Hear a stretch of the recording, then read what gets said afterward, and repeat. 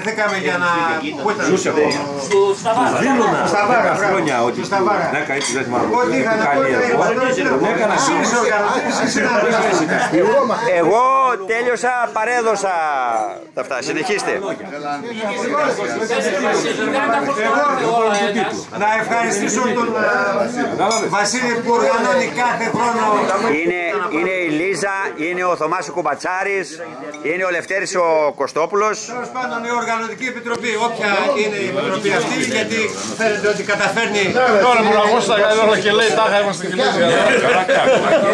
Εδώ χρειάζεται στρατηγός για να κάνει στρατηγική σχέση. Γιατί λέει τώρα είμαστε και εμείς. Σε κάθε περίπτωση όμως. Ξέρω άλλες τάξεις που δεν μαζεύονται ποτέ. Ενώ η δικιά μας μαζεύεται συνέχεια. Άρα στρατηγικός νους.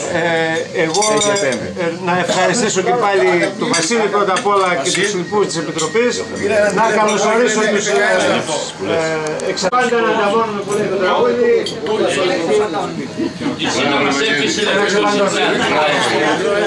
Τώρα που είναι κοντά ο Βαγγέλης έρχεται συχνά, εντάξει. Εσύ κάθε φορά εδώ είναι. Ο Βαγγέλης δεν κάνει. Ο Άνθιμος.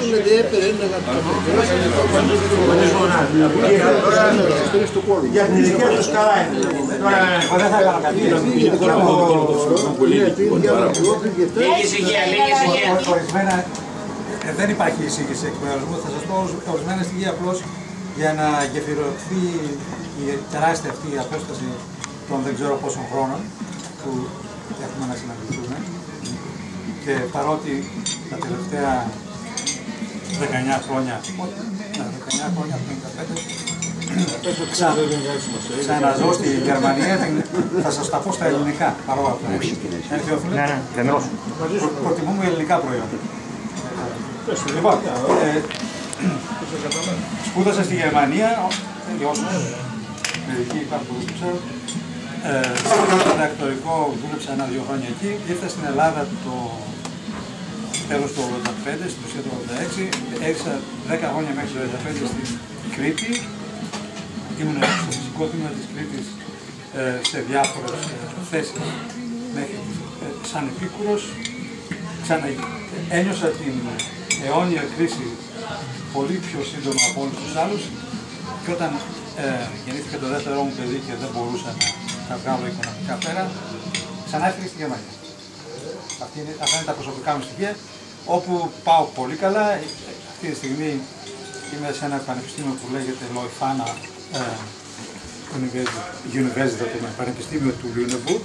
Το Lüneburg είναι μια παλιά πόλη πάνω από 1000 χρόνια χωρίς να έχει καταστραφεί.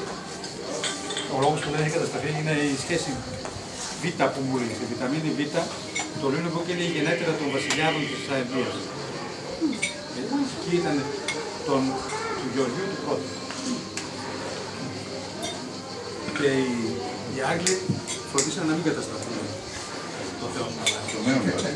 Σε ποια μεγάλη μονίμωτα είναι? Ένα μικρό δημαγείο. Ο Βαγγέλης το είδε, ήρθε εκεί πέρα. Η βιταμίνη τι σχέση έχει, πώς την βρίσκουν? 4 χρόνια.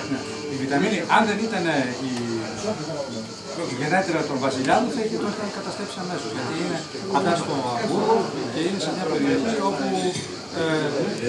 παράγανε χημικά όπλα. Θα είχε καταστρέψει κατά τέτοιο. Παράγανε και το αλάτι εκεί. Το αλάτι. Το ρεκτό αλάτι. Εκεί βασίζεται και η χημία. Τέλος πάντων, τα 19 τελευταία χρόνια ζω στη Γερμανία. Έχω παντρευτεί μια Ελληνίδα που ήταν φοιτήτρια της πρώτης γενιάς των φοιτητών φυσικής στην Κρήτη. Δίπλιά μου, έχω 2 παιδιά. Σπουδάζουμε σε ένα 2. Να προσέχουμε πώς στέλνουν τα παιδιά μας εκεί στα πανεπιστήμια.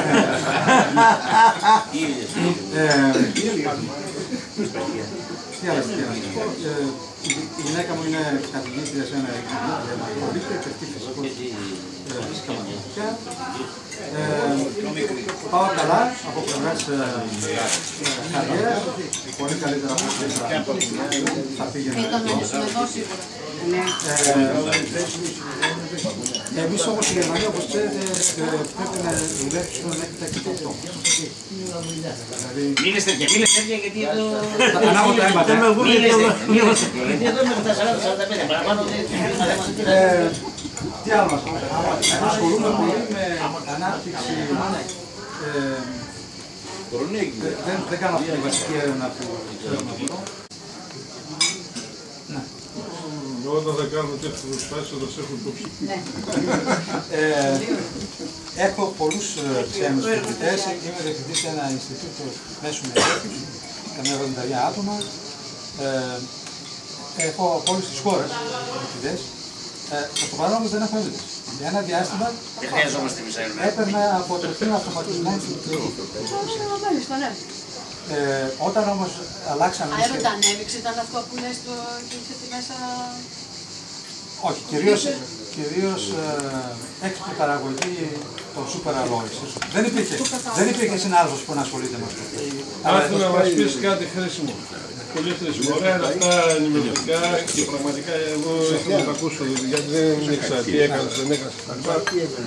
Αλλά μας πεις τώρα πώς μπορείς να φανείς χρήσιμος. Καλά, αυτό το πούμε μετά. Εγώ ήθελα απλώς να δώσω τα στοιχεία, ας πούμε, τα δικά μου. Αυτό τα έδωσα όλα.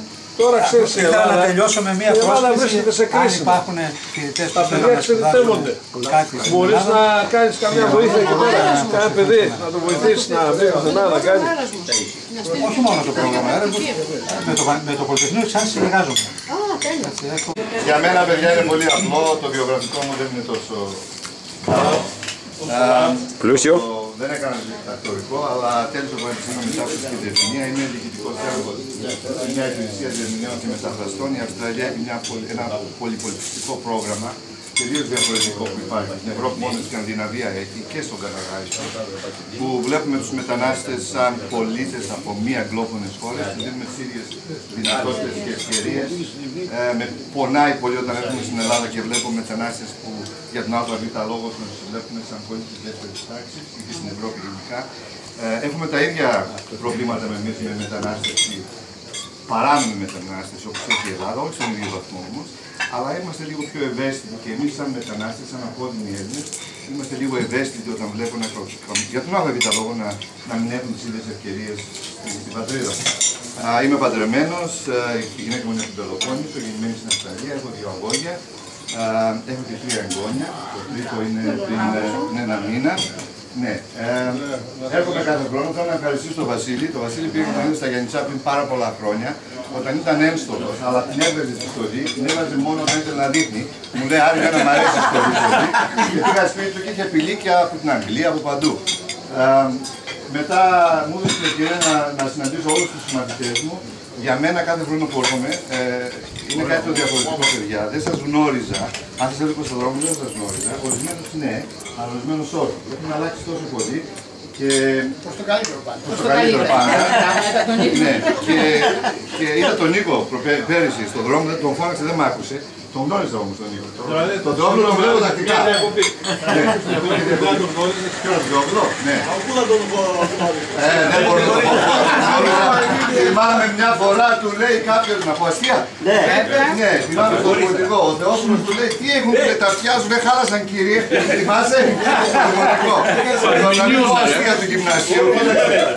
Για μένα παιδιά είστε σαν αδέρφια μου και αδερφές μου. Εμείς στη μακρινή Αυστραλία δεν έχουμε την αγαπάμε την Ελλαδίτσα. Άρη, το κεφάλι είναι μεγάλο, τα αυτιά μικρά. Αλλά ο καθένας μας έχει ένα στοιχείο που μας στοιχεί ποιοι είμαστε, έτσι. Αλλά ο Θεόφιλος είναι πάντα... Τον έβλεπε ερχόμουν να πάει στο χωριό εδώ πέρα και τον έβλεπε στο σούπερ μάρκετ. Είναι διανομή, είμαστε όλοι σε κάποιο βαθμό, δεν υπάρχει. Ο Βαγγέλης ήταν πάντα κολλητός μου και ήταν το δάσκαλο σήμερα το πρωί, παιδιά, και το Καλαφάτι. Και άρχισε να μας λέει για την τάξη μας. Για όλους εμάς που είμαστε στην τάξη του Καλαφάτη. Ναι, στην Πέμπτη τον είχαμε, αλλά λέει αυτή η φουρνιά ήταν η καλύτερη φουρνιά που έχει βγει. Ναι, και αν δεν κάνω λάθος, και στο γυμνάσιο η φουρνιά μας ήταν καλή. Φυσικά με παιδιά που ήταν και από... Άρη, κασέτα, έχεις όλους τα ίδια λέει. Στα ίδια λέει.